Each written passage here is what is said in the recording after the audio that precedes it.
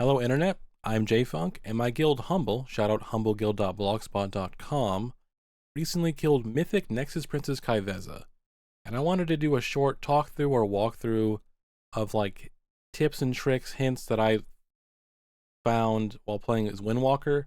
This is not intended as a general strategy guide for this fight, just more so like some helpful stuff as Windwalker, maybe as melee that you can glean from this video. So to start off, I put a Transcendence in the middle of the room. That'll be useful later. I'm using Treacher's Transmitter, and I'm also playing the standard Windwalker single target build. I'll post a link down below in the description of the build that I'm using.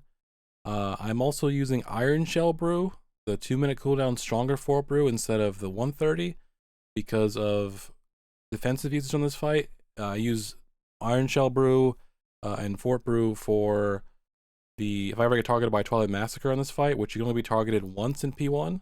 I just use that to cover the dash itself and the ensuing Queensbane dot, so I don't die. Coming up here, we have the first daggers of the fight. One thing I learned is that about a second before the daggers go off, she'll face a random direction, like this, and then you want to move out of the way of that. It's very key, because you do not want to get caught in her, like, crosshairs there, because when she throws the knives there, she is much faster than everything else. So as long as there's a melee DPS, if you go like behind or to the side of her, you should be able to dodge the knives every time. One thing you're also going to notice here is that I'm using Tiger's Lust on cooldown for these dashes. I'm making sure the Tiger's Lust are Priest every time those will come up, because Priest mobility stinks and I don't need it for myself. So there's that. Dodge the daggers here and dodge the orbs, and then I'm gonna Stage 2 is coming up. You're gonna notice that as the fight progresses, you're going to increasingly have to use your cooldowns during Stage 2, which is the hard part. I think as a DPS class, it's min-maxing that. And with Transmitter, it can get a little wonky at times. But I kind of just try to stay, like me and my partner, the Blood DK here, we try to stay at like our own positions. I try to stay to like the far right if we get moved to the right, or the far left. Basically just don't step on each other's toes. I try to save karma for when I get targeted by a line or if I'm low on HP.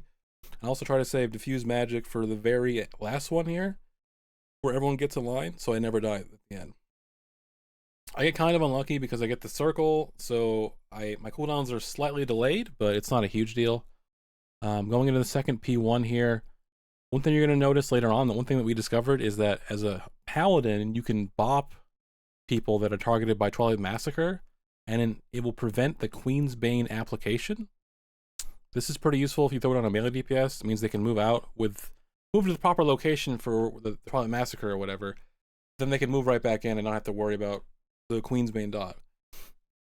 I do get targeted by these dashes here, so I go to the appropriate line and I press my defensive, press my Fort Brew, which makes me immortal, and then luckily the boss is kind of close, so I'm able to get close to the boss, and then I move out about 5-ish seconds.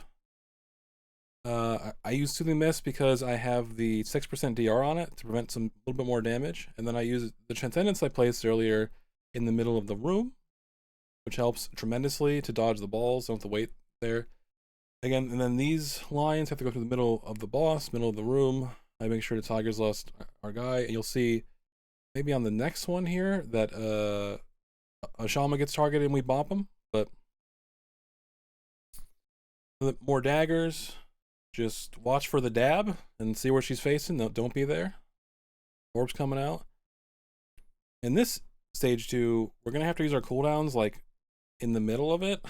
So having to use Transmitter is a little clunky at times, depending on the RNG you get of Transmitter, but should be fine. Our kill was pretty good. I also got really good RNG on Shadow, as you're seeing. Like, I just got pretty crazy Shadow, Flurry, Wisdom RNG. It's pretty good. I do don't complete my Transmitter at the end by mistake, because that trinket is kind of annoying to use, but so I get the orb. I can't really get to it. I thought I got it, but then I wasn't able to get it. Then I have to walk back over and get it. Not a huge deal, but kind of annoying. And use diffuse magic here. Luckily I move out last second. I could have maybe died there. I mean, I think I had diffuse maybe still up. I'm not sure. I think it just expired. I think I used it too early, but And the last set of cooldowns, if you make it there in the last intermission, which is the hardest part of the fight, that intermission goes faster in terms of the pie slices that are being used up. So using your cooldowns there is a lot harder, and also using Rolling Dragon Punch is kind of tricky as well. This part here is kind of chill. I use my Windlord here. Usually I would save my second cooldown usage for this part, but because it gets desynced, I use it early. Because I know my Gale Force window will expire by the time that these dashes would happen. So I wouldn't lose that much damage. Another set of daggers coming up here. Move to behind the boss. Make sure I don't get clipped. Most important thing with daggers and balls is just be patient. Just wait a little bit. It's not a huge deal. Because they will kill you. And yeah, just wait. So we're kind of smoking the boss right now. I think this is like the last set of dashes. I don't get targeted. I'm like, okay, great. I think I save, or maybe I use my Strike the Windlord here because it'll come up. I'm saving my Touch of Death for the very end to align with my other cooldowns because I know I'm going to get one set. I'm also saving my potion for that. Kind of saving everything for the very end here.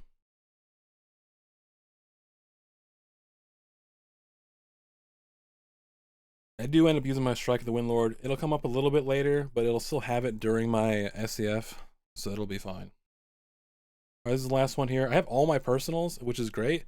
You see, I only get 2 jumps. I do not get the last jump. I also don't realize I don't get the last jump, so I just miss that usage. That's just a misplay on my part, not intentional. Kind of sucks. But we're just blasting the boss here, and that's pretty much it.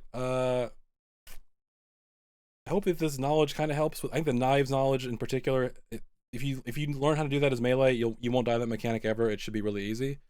But yeah, that's our kill. And luckily we got a warp blade, and that's pretty sick. Thanks for watching this video. Kind of rambling here at the end. I love you. Goodbye.